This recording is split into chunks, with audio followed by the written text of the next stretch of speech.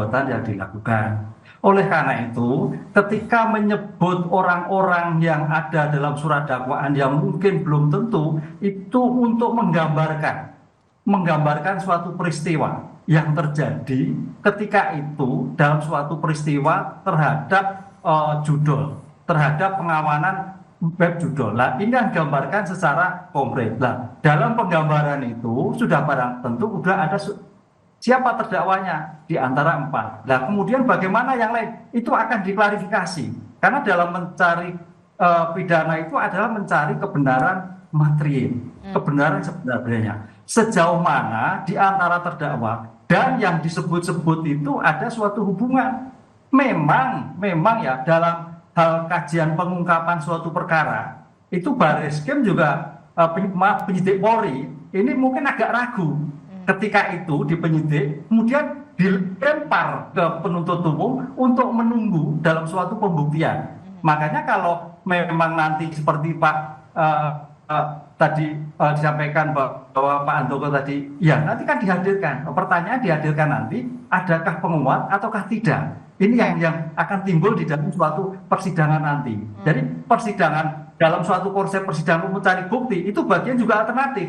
Ketika dalam penyidikan itu masih ragu-ragu, dilempar pada penuntut, siapa tahu dalam penuntutan ini akan berkembang, akan menunjukkan bukti-bukti. Kalau tidak, ya sudah selesai. Jadi Anda ingin mengatakan kepolisian ragu-ragu kemudian dilempar kemudian ke kejaksaan, begitu? Ya, karena kalimatnya kan ada namanya itu pembagian tadi Pak Handoko tadi. Menerima atau tidak itu lain soal, tapi disebut itu artinya kan, ini gimana ini kan gitu kan. Sebab kalau menerima dakwaannya bukan 27, mungkin permufakatan kan gitu kan. Persekongkolan ini kan tidak. Ini kan kaitannya adalah mentransmisikan konten judi online. Nah gitu loh. Nah, mengkontensikan online itu berarti kan mungkin Pak Menteri itu hanya karena sebagai menteri ya diminta kaitannya bagaimana kok ini bisa terjadi. Nah itu suatu yang wajar karena semua yang bertanggung jawab itu adalah menteri dalam suatu penilaian suatu perkara. Gitu. Oke, berarti menunggu dulu pembuktian di persidangan, baru kemudian ketika di persidangan pembuktiannya sudah jelas, barulah kemudian penyidik bisa bekerja di sini atau bagaimana sebenarnya? Kan sudah empat tersangka nanti, Mbak. Empat tersangka ini harus terbuka nanti. Bagaimana terjadi? Betulkah ada kesepakatan? Betulkah sudah menerima? Ataukah hanya menulis dari Pak Handoko tadi? Wah ini ancang-ancang untuk besok dan sebagainya. Itu yang terjadi. Kalau itu terjadi nanti, ya lain soal. Tapi kalau tidak, ya berarti tidak terjadi apa-apa. Disinilah yang akan diupas nanti dalam suatu pembuktian khususnya adalah peran tersangka ini. Apakah nanti membuka ataukah tidak? Ataukah hanya sekedar menulis tadi? Begitu. Oke, berarti perlu ada konfrontir di sini ya. Seorang Budi Ari di persidangan perlu hadir di sana dengan dikonfrontir dengan para terdakwa sesuai dengan keterangan terdakwa yang masuk ke dalam surat dakwaan. Ya, kalau surat dakwaannya berbunyi seperti itu, mau tidak mau ada konfrontasi. Dikonfrontir. Karena paling tidak sebagai menteri kok ditulis seperti ini betul atau tidak? Oh tidak, karena begini. Oh betul lah. Ini nanti akan diadu nanti dari para terdakwa yang sekarang ini yang menyebutkan dalam dakwaan seperti itu. Oke, bagaimana respon Projo? Harus ada konfrontir di sana, dikonfrontir antara Budi Ari dan juga para terdakwa untuk membuktikan. Itu proses hukum, Mbak. Silahkan proses hukum berjalan dengan baik ya. Kita warga negara yang baik tentu ngikutin semua proses hukum yang baik. Kalau kemudian di situ dinyatakan tidak ada bukti apa-apa, ya sudah, memang Budi Ari tidak terlibat, kan silakan. Kalau kemudian ternyata ada keperluan lain, ya tentu Budi Ari sangat siap, karena kayak misalnya waktu lalu dipanggil oleh Barreskrim untuk memberikan keterangan, ya datang memberikan keterangan. Jadi niatnya memang niat baik. Ini kami dari Project juga menilai sebagai bagian dari perjuangan kita bersama untuk memberantas judi online. Memperjelas situasi ini saya pikir satu hal yang bagus. Nanti bagaimana arah pemberantasan judi online ke depan bisa berjalan. Kira-kira gitu, Mbak. Termasuk juga tidak hanya pembuktian konfrontir antara terdakwa dan juga Budi Ari di persidangan, tapi kemudian yang jadi pertanyaan saya, Prof. Hipnu, perlu tidak kemudian PPATK masuk di sana, kemudian KPK masuk di sana, dan juga Jampitsus Kejaksaan Agung juga masuk di sana untuk kemudian bisa benar-benar mengusut soal adanya dugaan aliran dana atau tidak, untuk benar-benar bisa mengklirkan ini. Jangan sampai kemudian hanya sebatas di surat dakwaan, walaupun surat dakwaan itu memang merupakan fakta hukum. Ya, kan kalau Baris Krim kan menyidik terhadap tindak pidana umumnya. Kan itu. Jadi sekarang ini terkait dengan tindak pidana umum terhadap judi online. Apa terkait pembebakinya. Jadi yang menarik ini gini, Mbak. Jadi siapa yang judi itu malah nggak kelihatan, tapi orang-orang yang terkait membacking, memfasilitasi yang kena. Ini yang menarik. Justru artinya siapa yang judi lah itu ketahuan. Oh, A, B, C dan sebagainya. Itu yang rame. Ini enggak kita. Malah yang terjadi adalah pihak-pihak yang memfasilitasi, pihak-pihak yang tanda petik yang kita diskusikan sekarang ini. Ini yang agak sebetulnya sekunder ini. Tapi itu yang primer itu yang judi online itu, seperti yang kemarin di Lampung, wah itu baru kena ini A, B, C, D dan sebagainya sekian orang lah. Ini yang nggak terungkap, ya, nggak terungkap. Tapi ya, oke lah, ini bagian dari upaya negara untuk melakukan suatu penindakan judi online. Lah, pertanyaannya apakah penegak hukum yang lain? Tergantung. Karena kalau KPK itu terkait kaitannya dengan korupsi.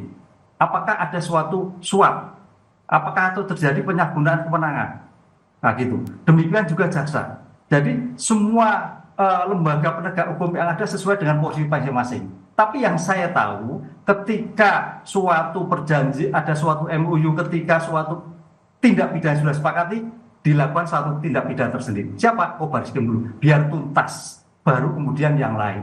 Sehingga tidak terjadi tumpang tindih penanganan yang bersama-sama. Seperti halnya kasus, kalau Mbak Istrial, kasus pagar laut. Nah gitu kan. Pagar laut kemarin kan informasinya kan para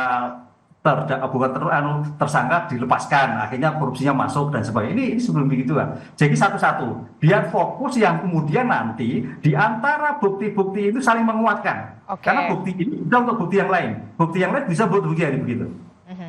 Tapi kemudian kenapa ini kemudian menjadi menjadi sorotan begitu ya? Karena kan kita tahu terdakwanya ini ada nama Zulkarnain Apriliantoni yang kemudian kita tahu mantan komisaris BUMN, ada juga nama Adi Kismanto yang merupakan staf ahli dari Kominfo ketika kita tahu pemerintah pusat tengah gencar-gencarnya untuk memberantas judi online, justru kemudian orang di dalam internal sendiri yang kemudian di dalam dugaan membackingi begitu ya, yang kemudian sekarang menjadi terdakwa begitu, Prof. Hipnu.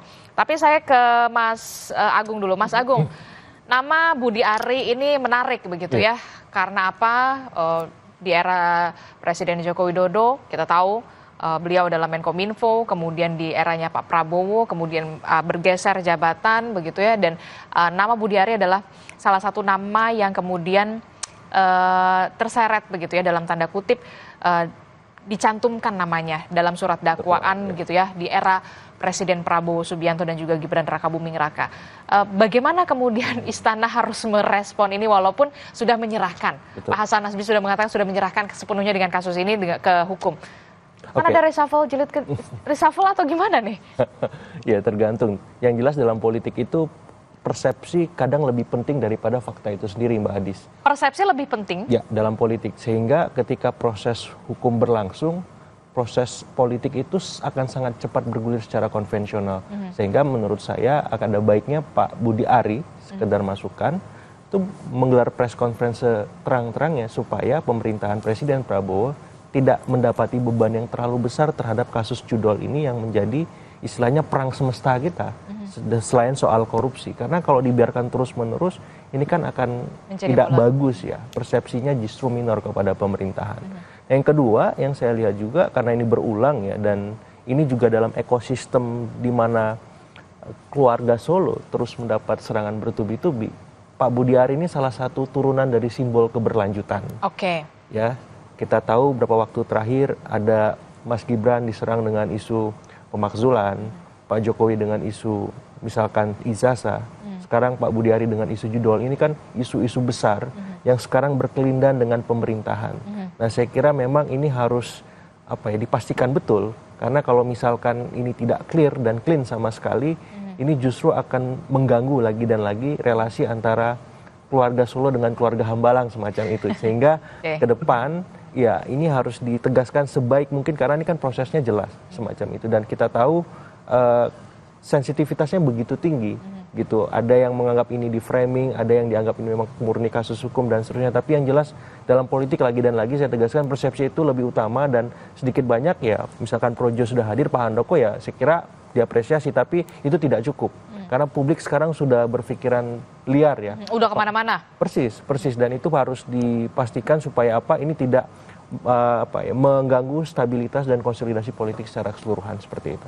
Bagaimana respon dari Projo sendiri, Pak Handoko? Ini sepertinya ada serangan-serangan berkelanjutan begitu ya, seperti yang dikatakan oleh Mas Agung. Anda melihatnya seperti itu? Ya kalau dalam konteks kami sebagai entitas politik memang bacaannya ya bisa kemana-mana ya, artinya ini kan bukan ruang kosong ya, semua bisa terjadi, semua skenario bisa dijalankan, tetapi ya itu tadi Mas Agung kan sudah menjelaskan konstelasi politiknya. Saya pikir bagi kami ya apapun tadi seperti saya sampaikan bahwa memang silahkan berkembang konstelasi politik macam-macam. Bagi kami sekarang kami fokus bagaimana terus mensukseskan pemerintahan Prabowo Gibran sebagai kelanjutan dari pemerintahan Pak Jokowi yang kemarin. Nah, terutama kenapa isu ini penting bagi kami, karena ini judi online ini selain merupakan gangguan yang besar ya bagi kehidupan ekonomi dan sosial kita udah ngelihat itu berbagai macam korban, ada orang gantung diri, ada orang dibunuh istrinya gara-gara idol. Nah, dan juga selain begitu pentingnya tentu juga karena ini juga menjadi concern dari Pak Jokowi waktu itu yang kemudian juga terus berlanjut ke pemerintahan kali ini. Jadi kami fokus ke situ Mbak, bagaimana mensukseskan itu. Tapi berarti bukan ada upaya untuk memframing atau bagaimana begitu, atau ini bagian dari serangan yang berlanjutan. Anda responnya gimana ini?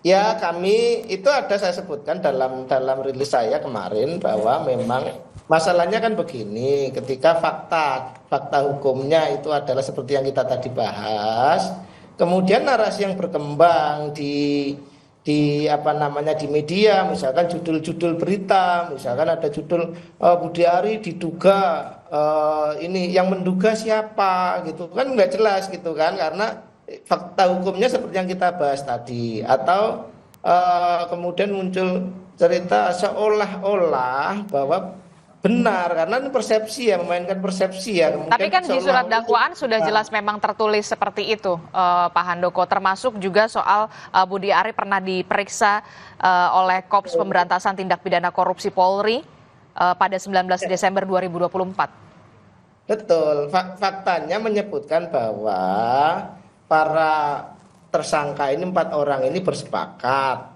yang tadi sudah kita sampaikan. Kemudian ya mungkin ya kami paham lah, karena bagaimanapun juga Projo ini kan entitas politik ya. Ya kemudian tentu kita tidak bisa menghindar dari berbagai spekulasi, narasi dan serangan yang mungkin ada kepentingan-kepentingan lain yang nebeng dalam urusan ini. Itu kan siapa memang yang mau nebeng? Ya nggak tahu Mbak, saya nggak tahu. Itu yang wajar terjadi kan dalam konstelasi politik, kita semua juga sudah paham gitu loh Mbak ya, kira-kira begitu Mbak. Oke, baik. Termasuk juga kalau kata Mas Agung adalah perlu sebenarnya seorang Budi Ari ini menggelar konferensi pers supaya clear, keterangannya jelas sejelas-jelasnya kepada publik, jangan sampai kemudian menimbulkan presiden buruk juga kepada pemerintahan Prabowo Gibran begitu, termasuk juga asumsi-asumsi yang terlanjur sudah liar kemana-mana begitu.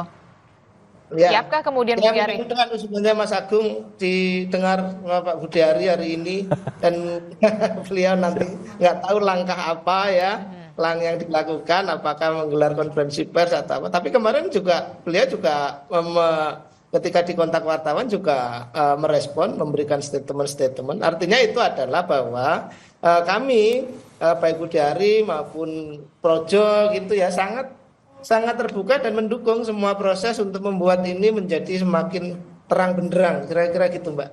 Tapi terasa nggak sih sekarang Projo memang lagi diserang nih, sepertinya gitu. Kalau menurut Mas Agung. Nanti kalau sekali jadi aktivis politik ya hari-hari diserang Mbak, biasa aja. Oke, kalau Mas Agung gimana nih konstelasi politiknya makin panas nih kayaknya hari-hari ini setelah nama Budi Ari ini sudah disebut-sebut gitu di dalam surat dakwaan. Konstelasi politiknya apakah nanti akan ada perubahan yang signifikan atau seperti apa? Persis. Jadi kan kalau Mbak Adis tadi nanya apakah ada celah reshuffle terjadi, saya kira kalau memang kasus hukum ini terus bergulir, kemudian juga persepsi politik juga mengelilingnya dengan intensif, mau nggak mau itu akan jadi pertimbangan bagi presiden. Karena setiap presiden melakukan reshuffle itu kan ada 3 pertimbangan. Betul. Pertimbangan pertama itu soal politis. Nah, Pak Budi Ari ini kan dalam tanda petik hanya didukung kelompok relawan namanya Projo atau Probo mungkin, Prabowo semacam itu. Jadi entitas politiknya hari ini kurang terlalu solid kuat gitu, karena yang membackup kan sudah tidak lagi menjadi presiden. Pertama itu. Yang kedua pertimbangan teknokratis.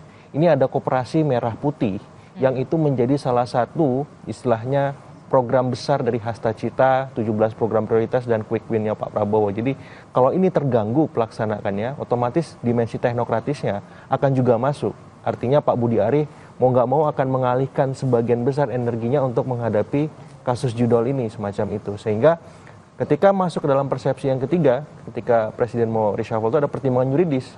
Kalau sudah ada celah masuk ke sana terlalu dalam, terlalu lanjut, maka ketiga-tiga pertimbangan itu akan mendapat checklist semua. Kalau yang sekarang checklistnya udah berapa? Saya kira baru masuk pertimbangan politis, ya, baru politis. Baru politis dari 3. Karena teknokratisnya Koperasi Merah Putih masih jalan terus. Terus yuridisnya masih dalam proses penyelidikan semacam itu. Jadi kalau checklist kedua masuk, ketiga juga, ya kemungkinan reshuffle itu sangat besar. Karena kan ini bakal mengganggu program-program Presiden Prabowo semacam itu. Tapi kalau hanya sebatas tadi ya, cuman semacam dakwaan, kemudian harus dibuktikan ternyata tidak terbukti ataupun sebaliknya, ya itu nanti tergantung penegak hukumnya seperti apa. Tapi yang jelas kenapa menjadi relevan Pak Budi Ari kemudian menggelar semacam press conference itu untuk menegaskan sebenarnya bagaimana duduk persoalan ini supaya tidak liar dan tidak kemana-mana ini barang semacam itu. Dan kemarin memang sempat saya lihat beberapa di media Pak Budi Ari sudah menjelaskan, tapi itu terlalu singkat. Jadi publik pun juga nggak terlalu fokus, sehingga ini kasus ini akarnya masalahnya seperti apa terhadap 4 orang terdakwa tadi yang memberikan keterangan, karena sangat detail. Setorannya berapa, inisial kodenya gimana. Saya orang yang awam hukum misalkan sampai ini kok sampai sedetail ini gitu kan. Sampai berapa persen, betul, berapa persennya, inisial yang diberikan apa semacam itu, terus harga berapa ininya, setorannya itu kan detail banget gitu. Dan kalau udah semacam itu kan berarti ada sesuatu di sana, dan Pak Budi Ari harus menggelar press conference sedetail itu juga. Apakah inisial itu memang benar adanya misalkan, kemudian setorannya segitu, termasuk nama orang yang kemudian sebenarnya tidak lolos di Kominfo tapi juga masuk. Relasinya harus diklarifikasi sejauh mana, sehingga ya publik, oh ternyata Pak Budi Ari firm tidak terlibat, ataupun memang nanti penyelidik akan menindaklanjuti, sehingga ini terang. Dan saya berharap memang kasus ini bisa clear sehingga kita bisa menelusuri akar yang kata Pak Hipnu tadi kan, ini yang judulnya aja nggak diganggu-ganggu malah yang memfasilitasi saja. Saya berharap ini proporsional. Yang difasilitasi ia juga harus kita ungkap, yang pelakunya juga, karena ini perang semesta kita selain soal korupsi seperti itu. Jadi bandarnya sama afiliatornya harus wajib. Jangan afiliatornya aja. Semacam itu, karena ini akarnya kan semacam itu. Lalu bagaimana kemudian benarkah Budi Ari sudah siap untuk bisa menyampaikan secara detail begitu ke hadapan publik, karena memang di surat dakwaan pun secara detail, termasuk juga benarkah polisi nanti juga akan bisa bergerak cepat dengan adanya fakta hukum dari persidangan persidangan, termasuk juga nanti pembuktiannya akan seperti apa? Jangan dijawab dulu, Prof. Hipnu dan juga Mas Handoko. Kita akan kembali usai jeda. Kami kembali.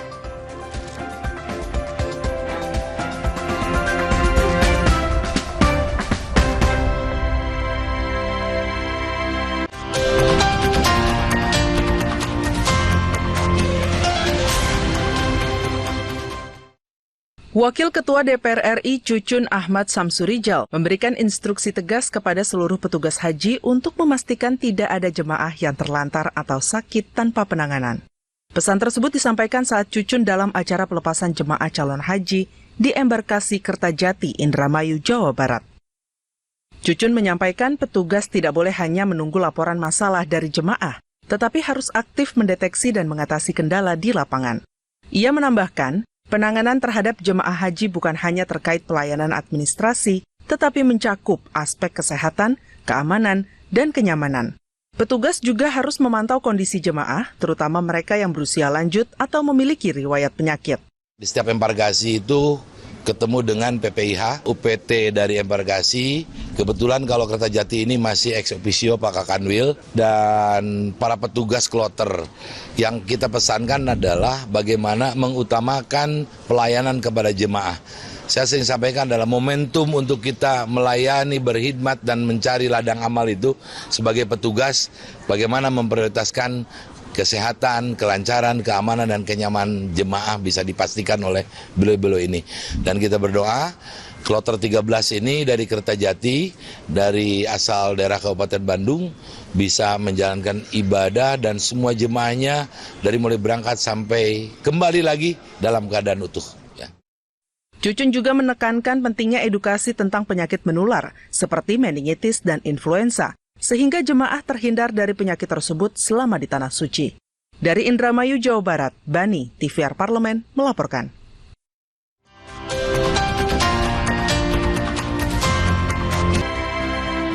Terima kasih Anda masih bersama kami dalam Sapa Indonesia Pagi. Saudara masih membahas soal bagaimana pencantuman nama Budi Aris Setiadi dalam surat dakwaan di kasus dugaan judi daring atau judol begitu ya, yang di surat dakwaan para terdakwa begitu yang menyebutkan bahwa ada sekitar 50% kalau tidak salah seorang Budi Ari ini.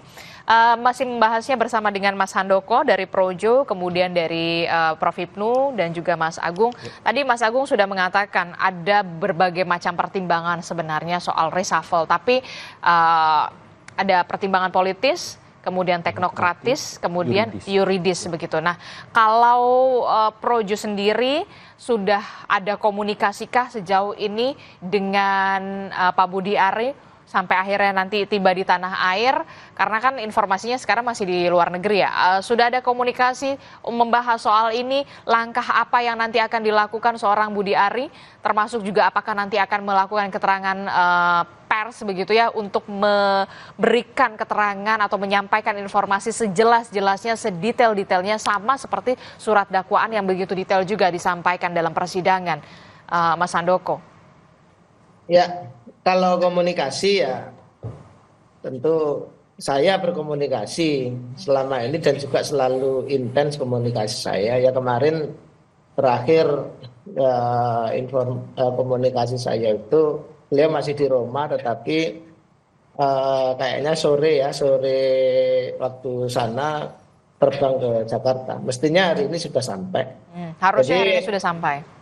Harusnya. Jadi kalau itu tentu kami, karena ini sangat menyangkut organisasi ya, sangat menyangkut Projo, tentu ya Budi Ari selalu koordinasi dengan saya, kecuali kalau urusannya adalah internal kementerian, itu urusannya lain lah. Tapi karena dalam persoalan ini dan juga bagaimana pemberitaan selalu yang muncul kan sebagai ketum Projo itu selalu muncul, sehingga tentu kami berdiskusi terus dalam konteks ini gitu. Termasuk soal minimal saya kan bisa kalau diminta ngobrol di TV begini bisa jawab gitu. Oke, termasuk juga soal pasti kan, wah ada potensi reshuffle atau tidak, apakah kemudian seorang Budi Ari akan sudah siap ketika memang akan ada reshuffle selanjutnya begitu, walaupun kita tahu reshuffle itu hak prerogatif dari Presiden. Kalau soal reshuffle atau posisi dia sebagai menteri, kami tidak membahas, apalagi kami sangat tahu diri lah bahwa reshuffle itu urusannya presiden ya.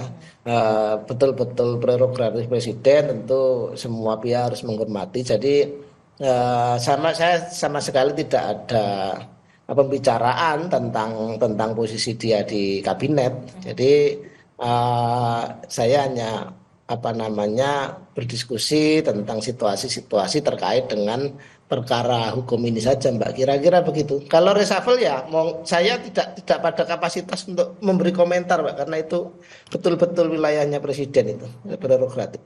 Oke, saya ke Prof. Hipnu. Prof. Hipnu, berarti sekarang benar-benar bolanya lagi di pengadilan begitu ya, untuk kemudian bisa membuktikan kebenaran sesuai dengan dakwaan jaksa dari keterangan para terdakwa soal pembagian persenan lah dalam tanda kutip soal judi daring ini, judi online ini. Berarti penyidik kepolisian menunggu dulu pembuktian dari persidangan, termasuk juga mungkin Jampitsus Kejagung juga menunggu dulu dari hasil pembuktian ini, baru kemudian mereka bergerak. Iya, jadi begini Mbak, kalau kita melihat suatu pokok perkara, ini judi online, aviator itu lihatnya sebagai pohon perkaranya dulu. Pohon perkara. Jadi pohon perkara ini akan meluncur ke perkara-perkara yang lain. Kan begitu. Nah, oleh karena itu dalam suatu persidangan itu yang disampaikan itu bukti yang akurat nanti. Yang walaupun sekarang baru disantumkan dalam dakwaan itu belum, nanti akan diuji. Sejauh mana keterangan, sejauh mana kalimat itu, bagaimana menilainya, siapa yang mengucapkan, apakah ada suatu tindakan atau belum. Nah, itu akan dilihat. Kalau itu memang ada suatu nilai bukti yang mengarah pada pelaku-pelaku lain, ini pembuktian akurat. Karena apa? Dalam pengungkapan perkara itu, di dalam suatu kriminalistik bisa diperadjudikasi, bisa di pembuktian. Karena pembuktian itu akan mengembang. Tadi saya katakan sebagai pohon perkara. Sehingga dengan demikian, perkara ini kalau memang nanti ada suatu tindakan-tindakan lain atau subjek lain bisa menjadi jilid 1, jilid 2, mungkin kait korupsinya, mungkin terkait dengan KPK-nya, banyak hal yang terjadi. Nah, ini yang harus dikembangkan. Oleh karena itu, dengan kasus ini semua penegak hukum melihat dulu, oh ada apa, bagaimana aliran perkaranya, bagaimana adakah kesepakatan. Kalau memang tidak ada kesepakatan, Pak Handoko berarti selesai, kan itulah. Karena dalam suatu pembagian itu biasanya ada kesepakatan, permufakat. 5, 10, 50 kurma. Ini ada atau tidak? Nah, tapi kan di sini kan tidak ada. Dalam dakwaan kemarin kan hanya pasal 27 dan 45 lain juga. Nah, ini yang berkembang, Pak. Karena bukti di dalam suatu persidangan itu bernilai, sudah konotasi. Tinggal nanti kalau seandainya ada pihak-pihak lain, penyidik Polri tinggal mengembangkan. Nah, itu suatu yang lebih cepat ketimbang pengungkapan perkara di peradjudikasi tingkat penyidikan. Oke, jadi kalau kita lihat dulu pembuktiannya di persidangan ini seperti apa, begitu ya, seberapa besar kemudian potensinya akan ada jilid 2? Ya, tergantung dari tergantung apa?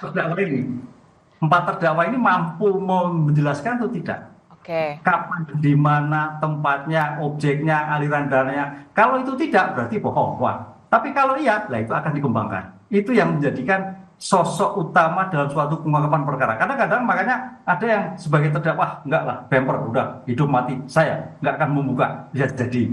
Tapi ada yang, oh nggak bisa, sama-sama dong kan gitu, sama-sama menerima, misalkan seperti itu. Bisa jadi akan ke sana. Disinilah nanti kejelian penegak hukum, baik jaksa, penasihat hukum, hakim untuk mengungkap kasus ini, bagaimana, apakah hanya stop pada sini, apakah ada masih pengembangan-pengembangan yang lain. Berarti pembuktian ini apakah bisa nanti mengarah ke potensi adanya tersangka baru atau seperti apa nanti? Ya, masih bisa. Kan nanti kan akan diungkap, mencari kebenaran material.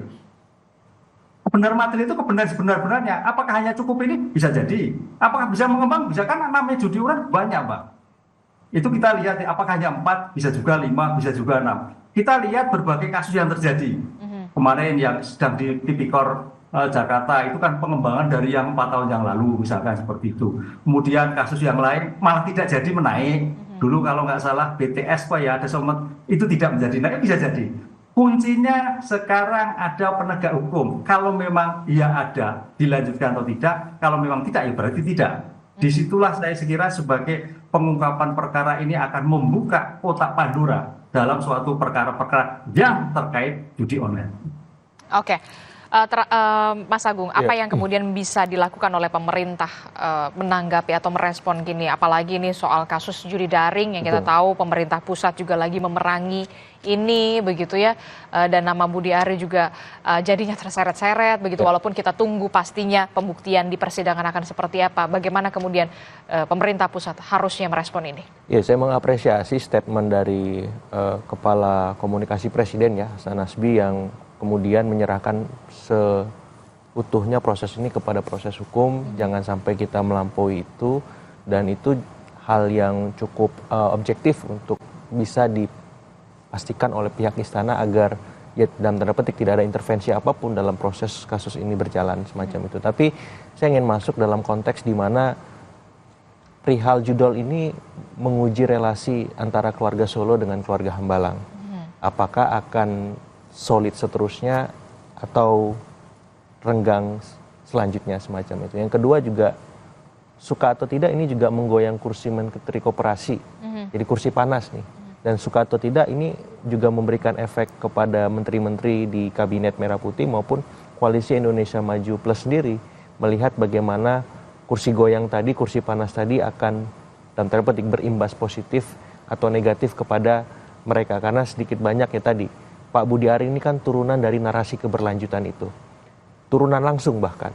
Bila ini dihujam turunannya itu berarti kan dalam tanda petik ada alarm politik keras yang diberikan kepada dalam tanda petik keluarga Solo untuk ya dalam tanda petik ya berbenah, berbuat sesuatu agar ini tidak berdampak kemana-mana.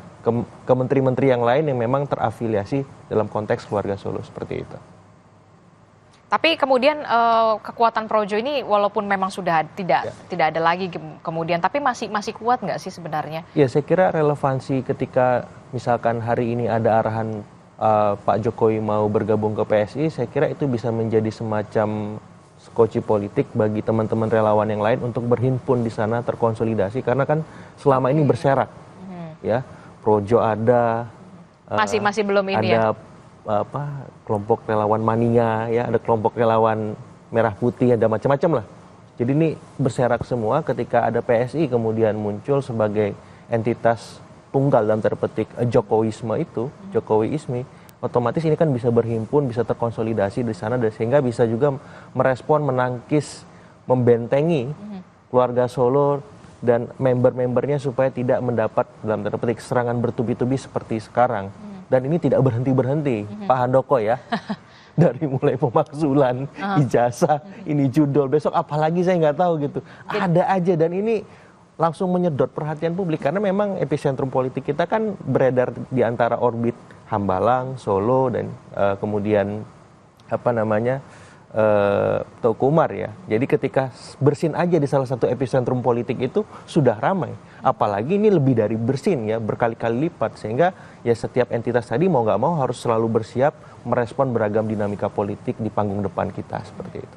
Termasuk juga upaya seorang Joko Widodo akhirnya kemudian akhirnya kok mau ya gitu ya ikut juga ke PSI begitu ya. Persis, karena memang beliau butuh dalam tanda petik kendaraan, walaupun ada yang statement lebih butuh PSI terhadap Pak Jokowi. Tapi kalau saya melihat ini setara relasinya, sama-sama butuh.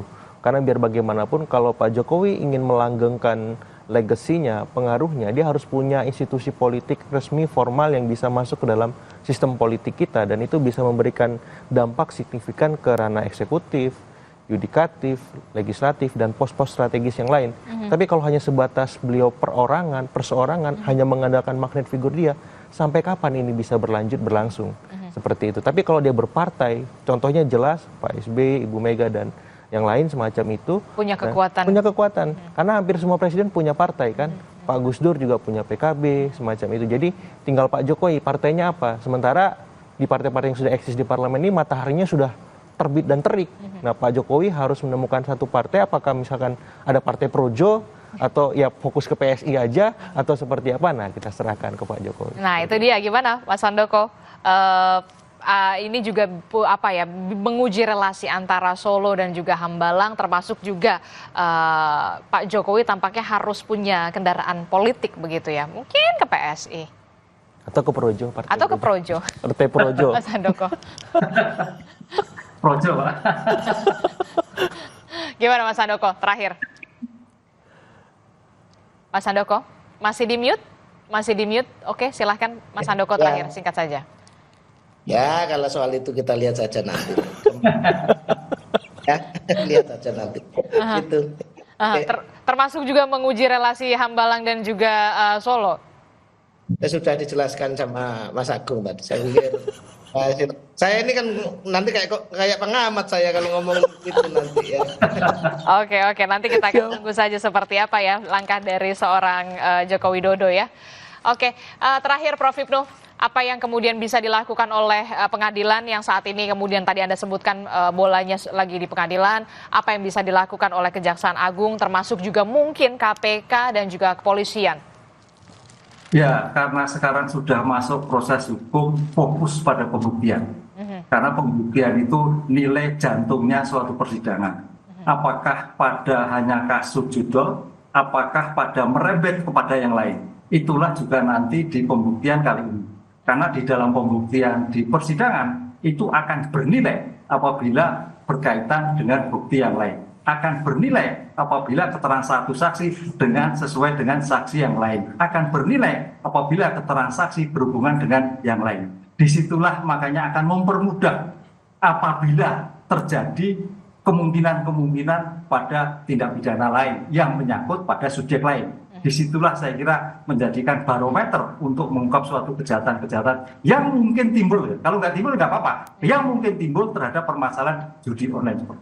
Oke, kita kawal terus nantinya persidangan dari para terdakwa ini, khususnya di agenda pembuktian, termasuk juga kemungkinan seorang Budi Ari Setiadi ini akan memenuhi juga panggilan dari pengadilan untuk diberikan keterangannya atau memberikan keterangannya secara jelas dan juga detail supaya benar-benar bisa clean and clear begitu ya, Mas Handoko. Terima kasih Mas Handoko dari Projo telah bergabung bersama kami dan juga ada Prof. Hipnu telah bergabung bersama kami. Mas Agung, terima kasih juga sudah hadir ke studio.